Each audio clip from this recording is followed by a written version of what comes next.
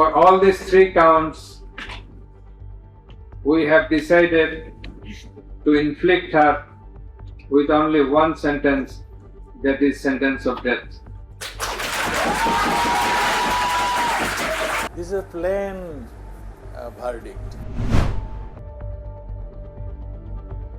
Well, I think the verdict is part of the political vendetta that has been organized and has been going on against. Well, I think there was no surprise in the verdict which was given. It was quite expected that, this is the way the verdict will go.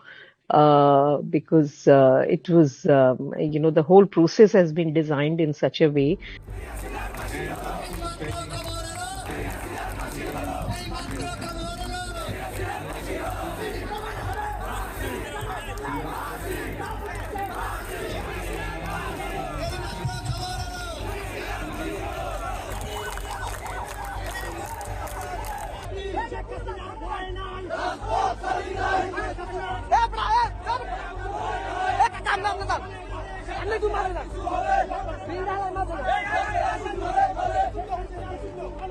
The Bangladesh court sentenced ousted Prime Minister Sheikh Hasina and her deputy Asaduzzaman Khan Kamal to a death sentence for crimes against humanity during the 2024 Bangladesh student protest.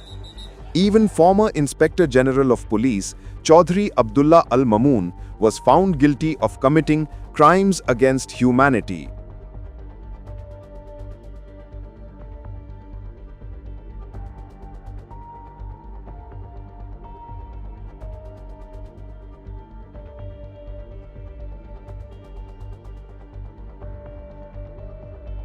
For the first time after a year, Hasina's deputy Asaduzzaman Khan Kamal opened up. You see, this is a plain verdict. We are ready to hear this verdict because what happened in the court, who ran this court? The former Jamaat Islam leadership, they are managing everything, the court, the leader, they appointed everything. So what verdict will come, we know it. And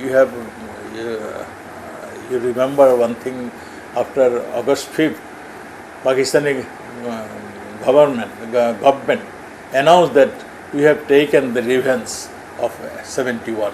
So it is clear. It is invalid. Why this court will form and why they will charge against us? We are the freedom fighters. And Sheikh Hasina, our Honorable Prime Minister, he is the daughter of our father of nation.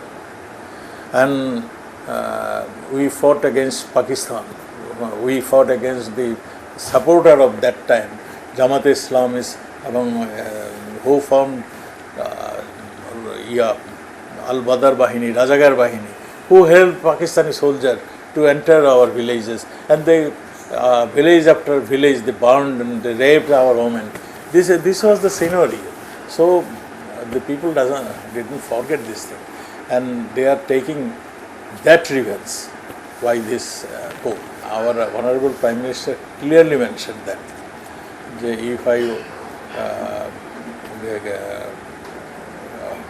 would give them San Martin and Chittagong port, then no action, no nothing would come to me. After 2024, Bangladesh is again in a state of unrest with protests in support of Hasina. This time, the protests were initiated by Hasina's party, Awami League, which called for a lockdown, initiating a protest against the politically motivated trial of Hasina. After her ouster, India gave asylum to Sheikh Hasina, who has been in hiding for a year. Hence, she was not physically present in her country on the day of the verdict. The Bangladesh government, under the interim leader and chief advisor, Muhammad Yunus, has asked India to hand over Sheikh Hasina back to Bangladesh. India has given no reaction on the extradition so far, but has acknowledged the verdict on Sheikh Hasina's death sentence. rigged tribunal established and presided over by an unelected government with no democratic mandate. They are biased and politically motivated. In their distasteful call for the death penalty, they reveal the brazen and murderous intent of extremist figures within the interim government to remove Bangladesh's last elected Prime Minister and to nullify the Awami League as a political force.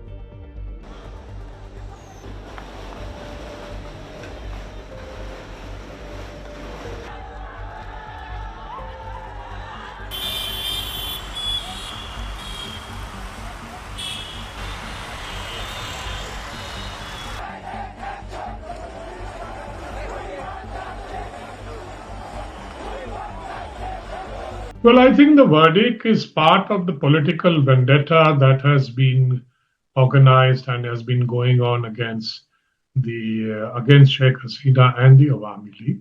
So it is a continuation of that process.